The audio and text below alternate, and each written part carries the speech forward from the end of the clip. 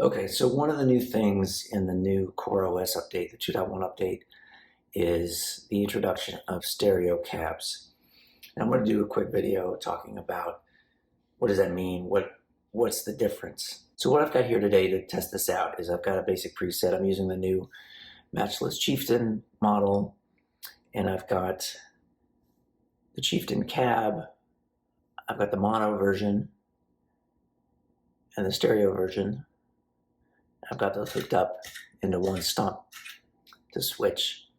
And then I've got a ping pong delay that will turn on later. I find the ping pong delay is a great way to test out kind of a stereo spread so you can hear the difference real easily. So of course, when we're talking stereo, make sure you're listening to this through headphones or monitors or something that you can hear the stereo spread, otherwise it won't make any difference. But let's start with just the amp and the mono cab.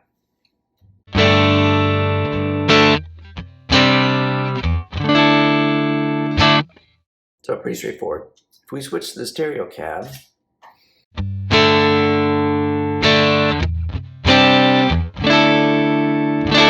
not really a difference. But when we introduce the delay, this is when we're going to hear a difference. So I'm on the mono cab now. I've got the delay after the cab so we can hear what the stereo ping pong should sound like.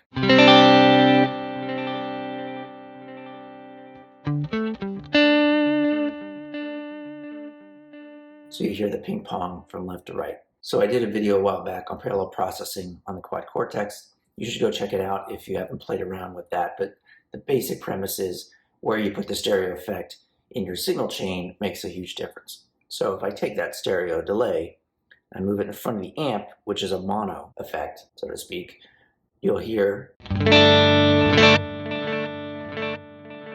our ping pong has now been forced down the center because the amp is mono, and so the left-right of the delay in front of it is being pushed just down the center. If I move it after the amp,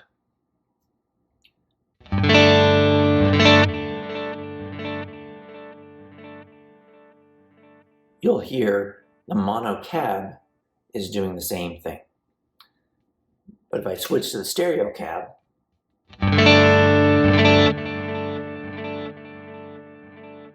you'll hear we're getting our ping pong left and right again. So that's the basic benefit of the stereo cab, is that you can have stereo effects in front of it and it'll maintain the spread of the stereo signal. So, the ping pong is a very simple effect here.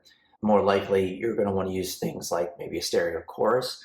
Before, if you wanted a stereo chorus and keep kind of stereo effect of it, that kind of width of the signal, you have to put it towards the end of your signal chain or run kind of parallel processing. But now with these stereo cabinets, you can put the chorus pedal after the amp and before the cab and maintain that stereo signal. So let's try a stereo chorus. We'll move the delay back here, turn it off.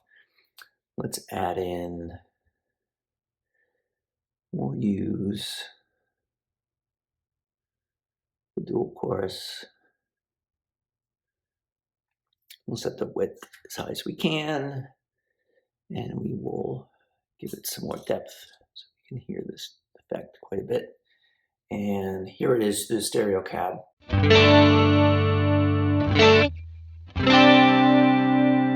up the mix so we can hear it better.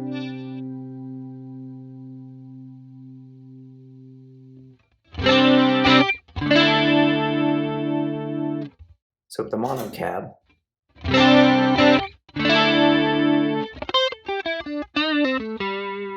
stereo cab.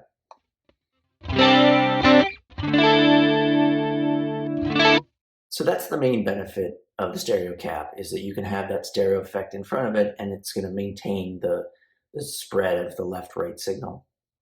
Now, if quad cortex would just do the same thing and introduce the ability to have stereo amps that maintain that signal, that would be great too. But at least this gives you an opportunity to move that stereo effect up in the signal chain between the amp and the cab, which is probably the closest thing that you can get on the quad cortex to, say, in the real world, where you might put a chorus pedal in the effects loop of your amp. Putting it between the amp and the cab's probably the closest thing you can get to on the Quad Cortex to doing that, unless you have separate blocks for preamp and power amp. Anyway, that's the stereo cabs. I hope you found this helpful. Thanks.